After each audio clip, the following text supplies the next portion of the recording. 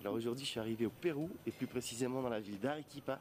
Et en fait non, je suis arrivé hier soir au Pérou et avec le décalage horaire j'en ai profité pour me lever ultra tôt ce matin. Et du coup regarde, j'ai la chance de pouvoir faire un premier tour dans la ville avant que tout le monde soit levé.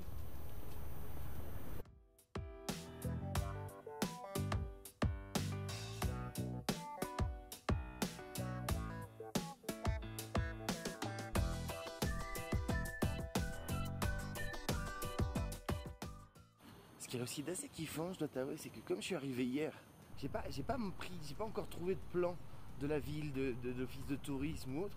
Et du coup, je vais un peu comme ça au hasard.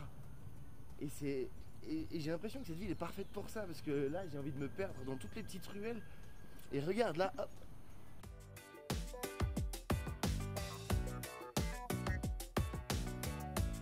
Ah, je sais pas, là, ça me fait un peu kiffer d'être perdu comme ça là. Regarde.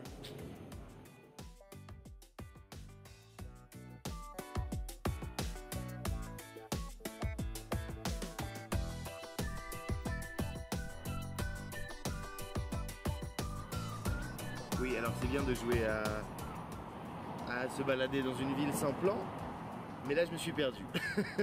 Donc je vais essayer de retrouver mon chemin et puis on reprend après. C'est par là.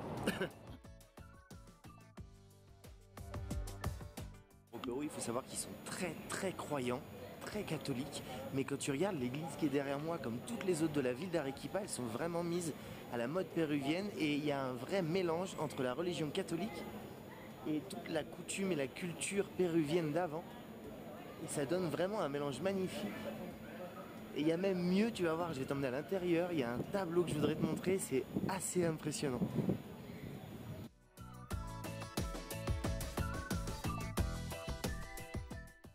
Alors je sais pas si tu vois, mais c'est juste là derrière moi, où ils ont reproduit la scène, le tableau de Léonard de Vinci, mais avec tous les ingrédients typiques du Pérou. Et le cochon d'Inde au milieu de la table, l'épi de maïs. Tout est vraiment développé version péruvienne.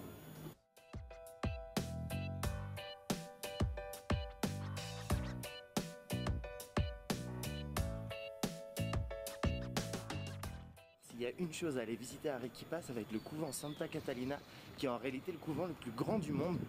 Il se trouve ici à Arequipa et il est entouré d'une muraille gigantesque. Alors que je t'emmène voir, c'est vraiment une ville construite à l'intérieur de la ville d'Arequipa et a priori ça vaut le détour.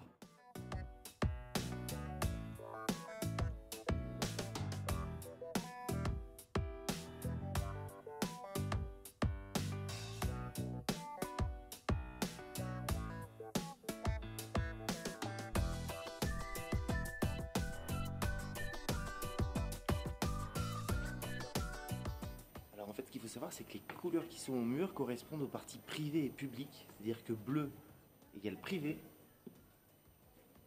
et rouge public, c'est-à-dire partie commune dans laquelle tout le monde pouvait entrer.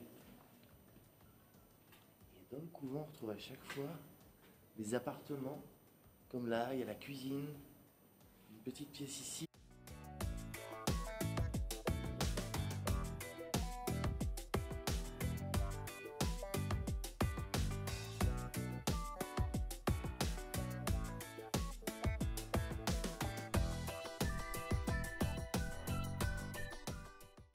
Ce qui est dommage, c'est qu'ils disent pas combien de personnes, combien de sœurs vivaient là, cloîtrées du monde externe, parce qu'elles vivaient vraiment cloîtrées. Il y en a un paquet quand même. Alors autant te dire que ces 2 premiers jours au Pérou m'ont complètement conquis. J'ai l'impression que c'est un pays qui respire la culture et l'histoire rien qu'à travers ses rues.